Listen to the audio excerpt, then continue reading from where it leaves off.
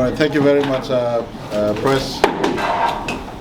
Appreciate all your presence at the Government House here at Konedobu. We've just witnessed the Governor-General presiding over conferment of the Section 63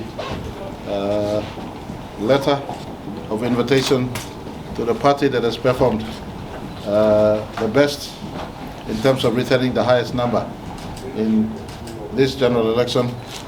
And on behalf of Pangu Pati, both the parliamentary caucus and the non-parliamentary wing, and all our party faithfuls and support right throughout the length and breadth of Papua New Guinea, let me say that today, the 8th of the 8th month of the 22nd year of this millennium, I and my colleagues in the Pangu Pati parliamentary wing, as well as the Honorable Jelta Wong, who represents members of our coalition partner, the Honorable Governor Juffa, who represents also members of our coalition partner, but more importantly, some of the philosophies that drive our government, and the Honorable Solen, who is a first-time member of Parliament representing Menyamya, who represents the first-time members in the Parliament, have associated themselves with myself, Deputy Prime Minister, as our senior Pangu member from the Momentous region, our Speaker of the House, the Honorable Pomat, the senior Pangu from the New Guinea Islands region, and none other than the Honorable Haiveta, senior Pangu from the Southern region. We are here to witness that letter being handed over to the General Secretary of our party, the Maurice Tovebae, as well as the party council and president and everyone else. Today is not a feel-good moment. It is dawning on us, Pangu Pati nationwide, that we started the drive to take back Papua New Guinea from the hands of complacency, corruption, greed, corporate interest that was skewed not in the favor of Papua New Guineans but elsewhere, and foreign interest. That journey started in 2019 when I resigned, one man from the O'Neill government, in April 11th, 2019. And with like-minded leaders who joined up in the ranks, we took back government from those hands, and we started the process of reconstructing our country in not ordinary years, but 3 hard years. Our recessed economy we took over from, 2020 pandemic, 2020 politics that ran with it, and the effect of both pandemic and political instability in 2021, and seemingly unorganized 2022 elections. But nonetheless, we are here today. Every party that contested for this magic letter. It was an environment that is same prevalent right across our country. It was not skewed in the favor of one party or the ruling party for that matter. The ruling party lost many of our party stalwarts, in case someone thinks that this election was geared towards Pangu Party winning. Far from it. I lost one of my blue ribbon seats, Marape in the first instance, won by PNC. I lost, and Pangu Party lost, another blue ribbon Pangu Party province, the central province, held by one of our strong foundation members of the 2019 drive to change government. The Honorable Robert Erigere lost to a fine lady, by the way, and of course through PNC. Pangu Pati has had its fair share of loss, but we were blessed by people with also equally, if not more, greater share of win. And the win today numbers up to 36. On that basis, there was no mathematical chance of the nearest party in PNC at 15 to catch up with 36. There's only 14 more seats doing its round to be completed in count. Of that 14 seats, in case no one is certain of a mandate, Pangu Pati leads or in a race for 5 of the 14 seats. And so if any one of them come home, our numbers will go to 37 or 38 or 39 or 40 for that matter. This is an undisputed mandate in contemporary Papua New Guinea history in as far as the application of the organic law on the integrity of political parties and candidates is concerned. The Registrar of Political Party and his team are here from their office. They would affirm this, and we thank them for their stewardship of the process. We thank the Electoral Commission for their stewardship of the process. We thank the police, defense force, and everyone who had a hand.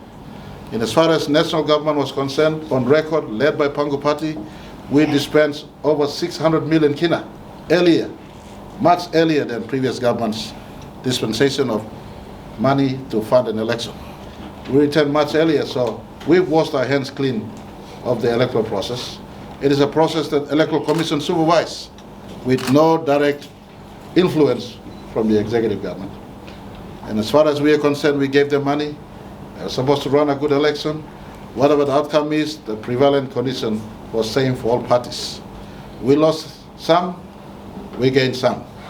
Every party felt the same. Whether it was a common role issue, whether it was logistics issue, whether it was electoral commission issue, whether it was police issue, the prevalent environment was same right throughout the country. And let me thank over 95% of Papua New Guinea who, despite those obstacles, especially the common role obstacles and logistic obstacles, they basically conducted a good election. I repeat, over 95%. Papua New Guineans must not place a minor negativity as if the country has fallen to violence and erosion of the process. Don't dispute the process in Manus, conducted peacefully. New Island, conducted peacefully. Bougainville, conducted peacefully. The East and West New Britons, rest of Papua, apart from Port Moresby.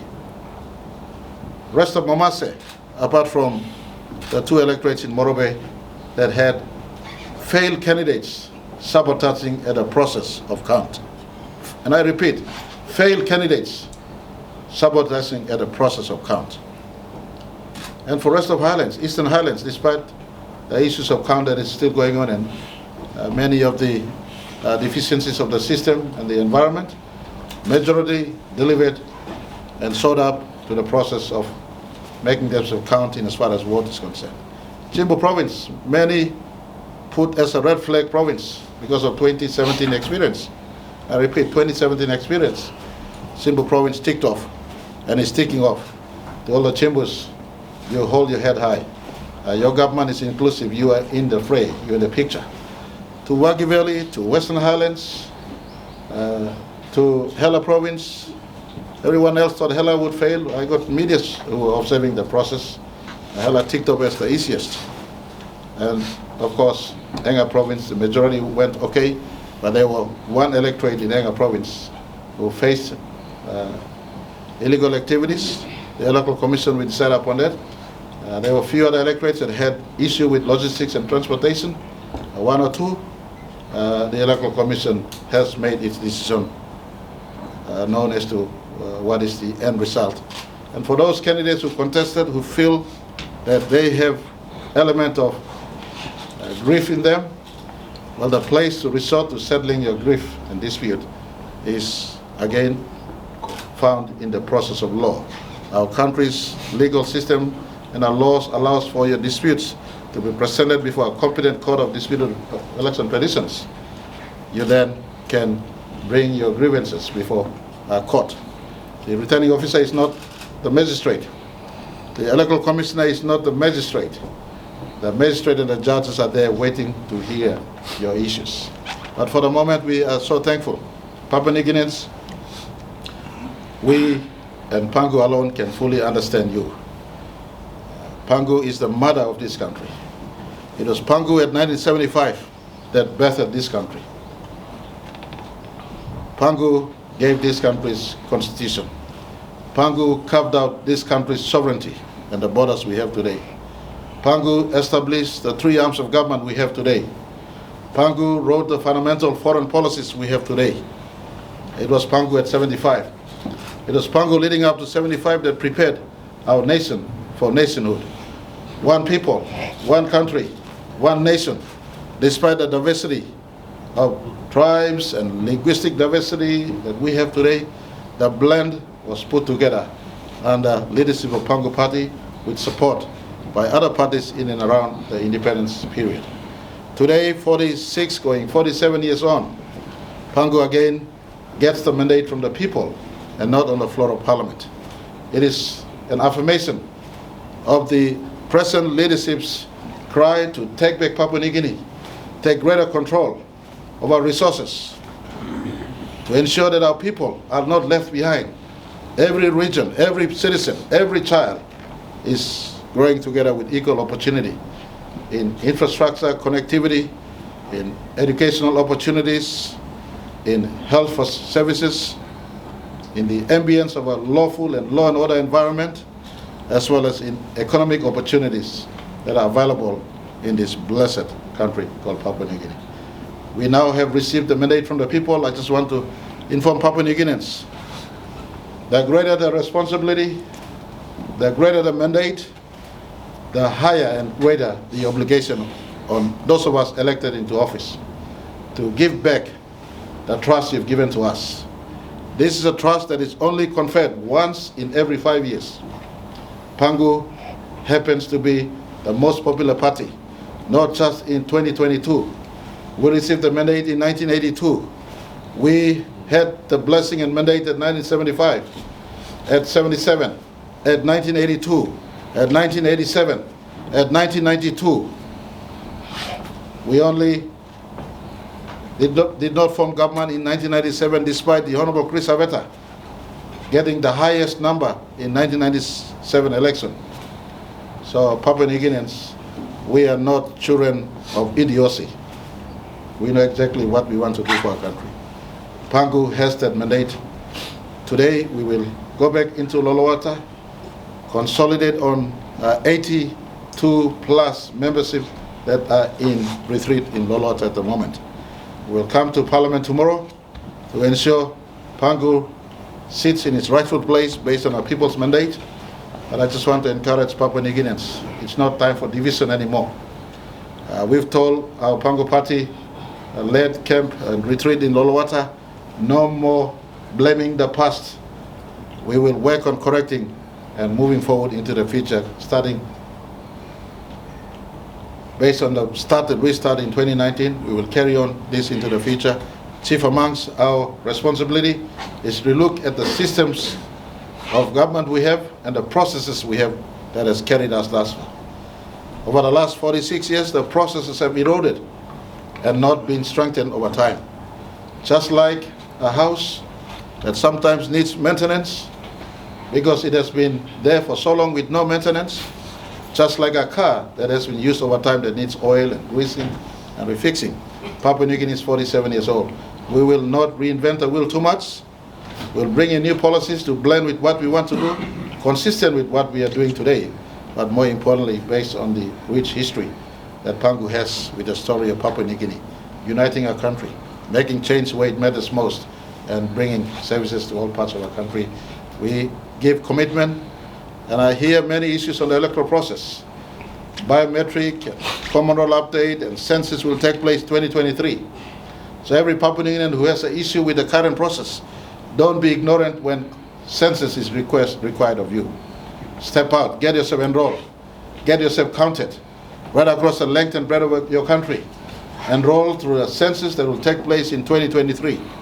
From that, we will overlap with a modernized electronic voter ID system. It will cost us some money, but you've cried, we heard you. We are willing to go on this path so that every citizen in our country has an identification system so that when the next opportunity to vote post-2025, when our nation has celebrated 50 years of independence, based on your own ID system, you then front up, pick your ballot papers and exercise your constitutional Section 50 rights. This is something in front of my colleagues who are here, Speaker of the House, Deputy Prime Minister, all my brother leaders today, and my party. We commit to our country as the mother party of our country. We'll work on the electoral processes ASAP. Another issue as part of the reform and relook in our constitution we will pick up the cry and we will ask the Constitutional Law Reform Commission to ask Papua New Guineans whether you want Prime Minister to be elected through the process, parliamentary process, or by the people. And if majority wants to elect their Prime Minister, then we will tidy the voting process, so one person, one vote, to a better ID system. So hopefully in 2027, you can then vote for your Prime Minister, vote for your governor, vote for your member, vote for your councillor, so that we get a tidy and neater voting process for election of leadership, and people can choose your leadership at different layers of our country. So these are some things that we will bring to the fray before 2025, when our nation celebrates 50 years of independence. Everything else, well, the story has been told since 2019. The song has been sung since 2019 on what we intend to do for our country. We'll travel on this road that we are currently traveling on to make PNG better in every sense. Thank you too much. Pangu Pati supporters right throughout the country. This is your moment. Let's not ask what the country can do for us. Starting with us here and the members of parliament, let us do work for our country. And I expect Pangu Pati President, General Secretary, council members. Before I stepped in here, I shoot quite an emotional text to my council members and everyone else. It is not about us, but it is about PNG and the children of PNG. Thank you so much. God bless everyone. All honor, glory, praise goes to God.